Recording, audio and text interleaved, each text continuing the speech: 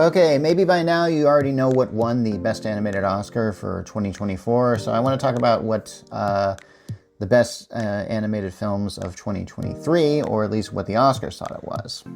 Okay, the nominees were The Boy and the Heron, Elemental, Nimona, Robot Dreams, and Spider-Man Across the Spider-Verse. And the winner is... I don't really have an envelope prop. The Boy and the Heron. Yeah, I don't really agree. I really didn't like this film. I have to admit, it's just so weird. And I just didn't really see what the heck this film was about. And I've watched several YouTube videos trying to explain this film. And most of the time I get like, oh, this film is meta-commentary on Studio Ghibli. And I'm going like, well, hey, Studio Ghibli has produced a lot of great films. And some of them have won Oscars, some have not. And yeah, that's kind of what maybe they were due. I'm not sure. As much as I like Elemental, I will have to say that I'm not really sure it should be the winner. Don't get me wrong, I like this story. I've watched it a few times, but I guess I have to be in the right mood to watch this film. And yeah, I guess I really didn't know what to really expect from it. It did make a lot, which I'm very glad, because this is at a time where movies in the theaters and the surefire hits don't become surefire hits. Elemental made its money slowly, but it did get there, and it was enough for Pixar to stay in business, which is what I like. So you might be surprised, because if you know me, you know that I really love Spider-Man Into the Spider-Verse, but I don't think Across the Spider-Verse is worth an Oscar.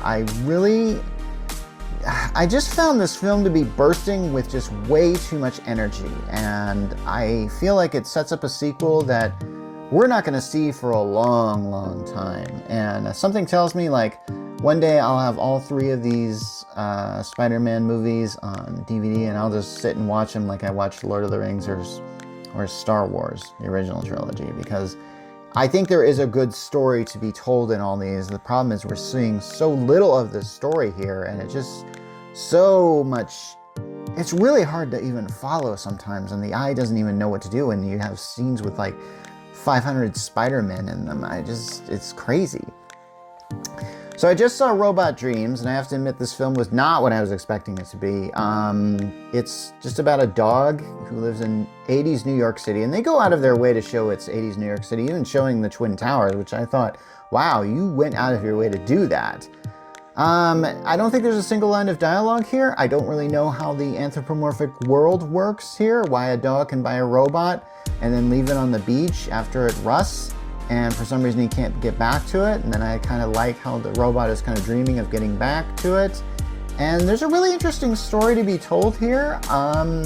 This almost made me the winner, except there is one that I thought was deserving of the Oscar, and that is Nimona. Yes, this straight-to-Netflix film is just plain great.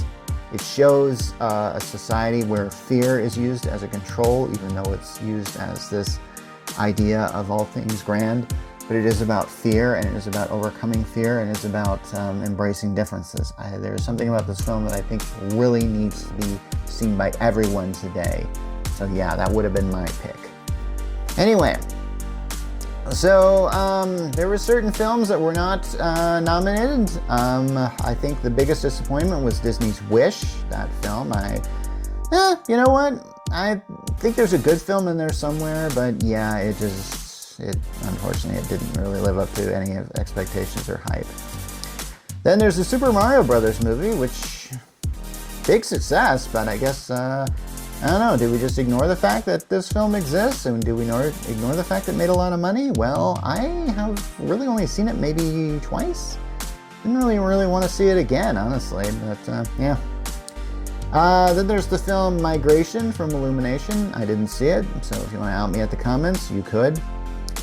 Chicken Run Dawn of the Nugget, I'm afraid doesn't really live up to the first film, and I have to admit it would not be worthy of the Oscar performance. So yeah, I'm going to say, yeah, they're probably good that they didn't do that.